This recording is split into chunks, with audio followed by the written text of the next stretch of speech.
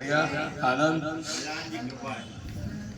11 दिवसीय हमारा गणेश उत्सव चल रहा है। यहाँ पर गणेश जी से सीखने वाली तो बहुत सारी बातें हैं जो हमारे जीवन में बहुत बड़ा बदलाव ला सकती हैं। बहुत सारी पौराणिक कथाएं हैं, है ना।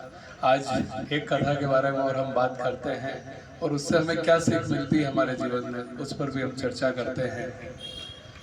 गणेश जी हमारे खाने में बड़े वो थे, मतलब बहुत ज़्यादा उनको भोजन बहुत ज़्यादा लगता था और खाने में उनका कंट्रोल नहीं था।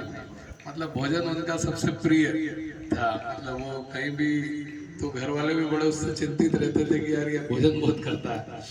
तो एक बार क्या हुआ कि गणेश जी ने खूब भोजन किया और भोजन रात का टाइम था, भोजन करके शाम का टाइम था, भोजन करके निकले तो चंद्रमा जो निकले हुए थे, चंद्रमा जी उनको चिढ़ाने लग गए, पेटू और इस तरह का कुछ बोलने लग गए कि इतना बड़ा पेट और ये वो।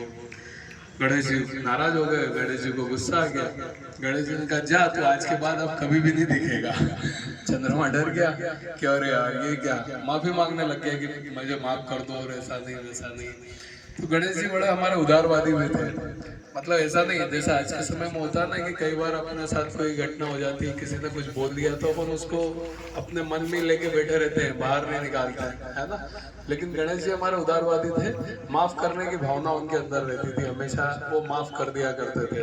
तो चंद्रमा ने बड़ा हाथ जोड़ो और विनती करी कि मुझे माफ कर दो और ऐसा नहीं वैसा। तो फिर गणेश जी ने कहा देख मैंने चूंकि बोल तो दिया है कि तू नहीं दिखेगा, तो अब महीने के एक दिन तू बिल्कुल नहीं दिखेगा, बाकी दिन दिखेगा, और महीने के एक दिन नहीं दिखेगा और उसी दिन को हम क्या कहते हैं, अमावस्या कहते हैं। तो गणेश जी से पंगा लिया था चंद्रमा जी ने, उसी कारण वो एक दिन नहीं दिखते हैं। तो माफ करने की भावना, इससे हमें ये सीख मिलती है कि माफ करने की भावना अपने अंदर रखें। किसी से कोई गलती हो जाती है, मनुष्य व्यक्ति है, गलतियां सबसे होती हैं, तो माफ करें और जीवन में आगे बढ़ते रहे। हमेशा चेहरे पे मुस्कान रखें।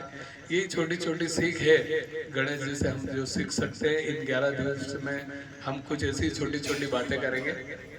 एक बार की और बात थी, कुबेर जो धन के बड़े वो माने जाते हैं, धन के क्या बोलते हैं उनको, धन का सम्राट बोलने हैं जो भी है कुबेर जी। तो एक बार कुबेर जी अहंकार में अपने वहाँ पर आए शिव जी के पास, शिव जी पार्वती जी बैठे थे और बोलते हैं कि उनको इनवाइट करना आते हैं घर पे, भोजन के लिए आमंत्रित करना आते हैं। उनके पीछे उनकी मंशाएं रहती है कि मेरे पास कितना धन है, मेरे पास कितना है, वो उनको शो ऑफ करना चाहते थे, उनको दिखाना चाहते थे कि मेरे पास इतना सब कुछ है। तो ये बात शिव जी और इनको तो समझ में आ गई, तो उन्होंने कहा हम तो नहीं आ पाएंगे, लेकिन हमारा पुत्र गणेश आपके यहाँ भोजन करने जरूर आएगा। लेकिन एक बात ध्यान रखना है, खाता बहुत है, इसकी आप पूर्ति कर पाओगे? बोले वो तो अहंकार में थे कुबेर जी, बोले बिल्कुल हमें, हमारे पास कोई कमी नहीं है, हम बिल्कुल इनकी सब पूर्ति कर देंगे। ठीक है साहब, गणेश जी भोजन करने के लिए पहुंच जाते हैं। अब जितना किचन में बना होता है धीरे धीरे धीरे करके सब परोस दिया जाता है। गणेश जी की भूख शांत होती नहीं है। फिर और भंडारे में बनवाया जाता है, जितना अनाज पड़ा होता है सब, फिर भी गणेश जी की भूख शांत नहीं होती है। इधर कुबेर जी थक जाते हैं भोजन करा करा के, लेकिन गणेश जी जो है थकने का नाम नहीं लेते। अब करे क्या कुबेर जी, तो कुबेर जी वापस जाते हैं शिव जी के पास कि आप ही कुछ उपाय बताओ, उनकी तो भूख शांति नहीं हो रही, अब करे क्या हम। तो वो एक मुट्ठी चावल अपने पास से देते हैं शिव जी और कहते हैं कि ये उनकी थाली में परोसना, उनकी भूख शांत हो जाएगी। वो एक मुट्ठी चावल लेके जाते हैं, अच्छे भाव से उनकी थाली में वो चावल रखते हैं, वो चावल वो ग्रहण करते हैं गणेश जी, उसके बाद उनकी भूख शांत होती है।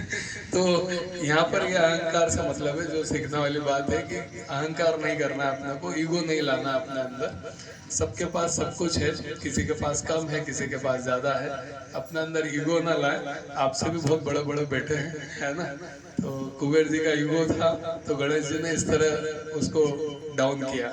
ठीक है, तो इस तरह की छोटी छोटी पौराणिक कथाएं हैं जो हमारे जीवन में बड़ा बदलाव लेके आ सकती है।